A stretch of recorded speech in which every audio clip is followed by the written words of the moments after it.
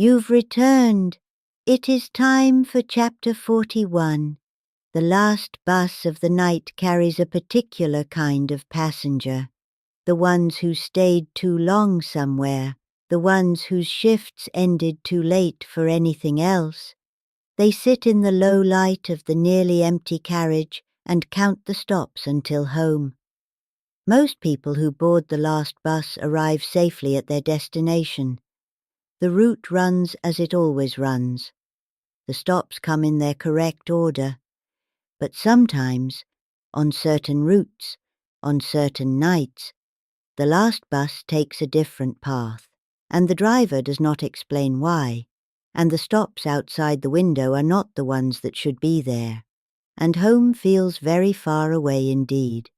I have taken last buses myself, in times that feel very distant now, and I have learned to pay careful attention to the streets outside the window. A woman boarded the last night bus after finishing a long shift at the restaurant where she worked, tired in the specific way of someone who has been on their feet for many hours. The bus was nearly empty when she boarded. 2 other passengers toward the front. The driver behind his screen. She found a seat near the middle and settled in. The route was one she had taken many times, familiar enough that she could track the stops without looking at the signs. She rested her head against the window and half closed her eyes. The bus moved through the familiar streets. The stops came and went. The 2 other passengers departed. She was alone on the bus now. Just her and the driver and the low hum of the engine and the dark streets outside. Nothing unusual, not yet. She was perhaps 4 stops from home when she became aware of something wrong. The street outside the window was not the street that should have been there. She sat up and looked more carefully. Buildings unfamiliar, the road narrower than it should have been. She checked the stop display inside the bus. The screen was blank. She looked at the driver, facing forward, hands on the wheel, moving through the unfamiliar streets with the same calm certainty he had shown throughout the journey, as though this route was entirely normal. She pressed the stop button. The bell sounded.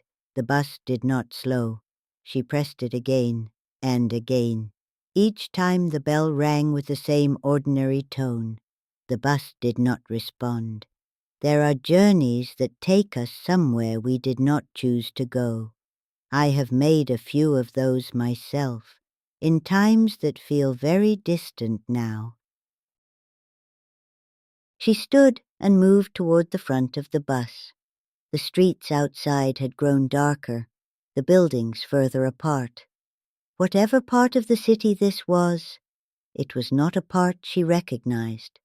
She reached the screen behind the driver and spoke to him clearly, asking him to stop. He did not turn, did not acknowledge her in any visible way, simply continued driving with the same composed forward-facing attention he had maintained throughout the journey. She spoke again, louder.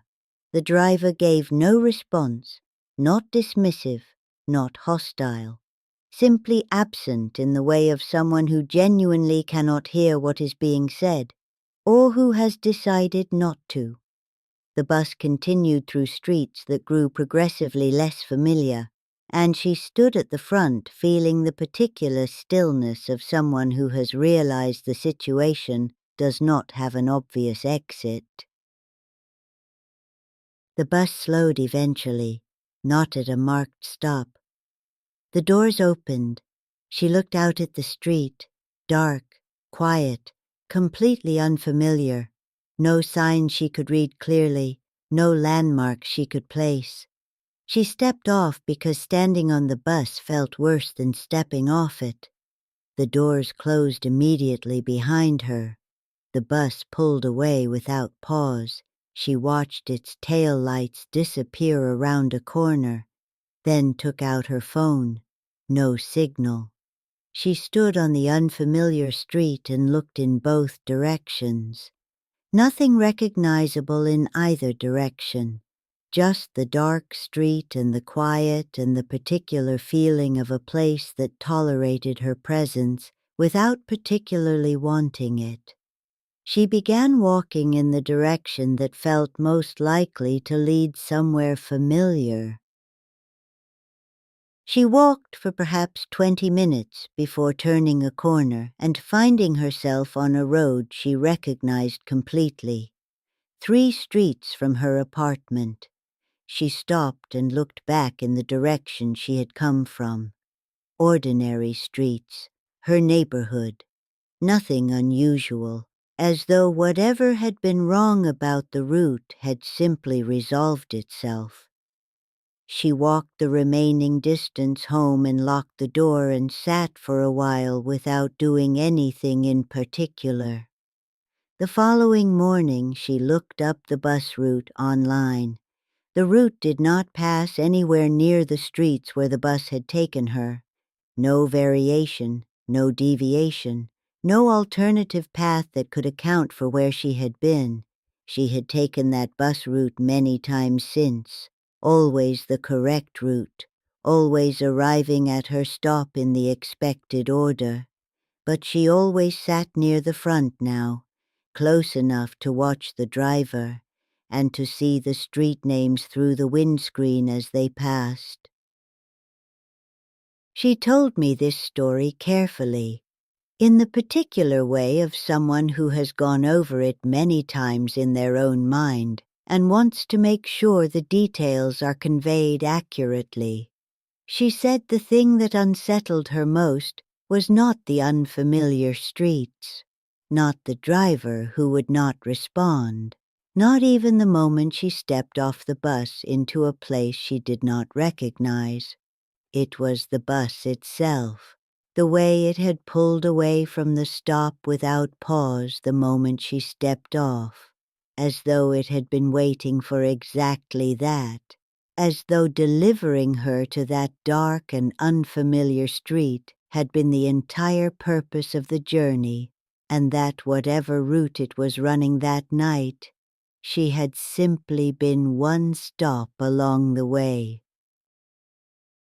Another whispered story from Japan, shared quietly here beside the kotatsu. Not all night buses complete their routes as scheduled, and not all drivers are taking you where you think you are going. If you ever find yourself on a late-night bus that has taken a turning you do not recognize, press the stop button if you wish.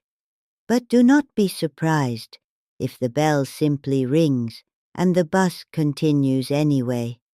If a journey has ever taken you somewhere you did not choose to go, you know where to find me. I am always here, beside the kotatsu, waiting.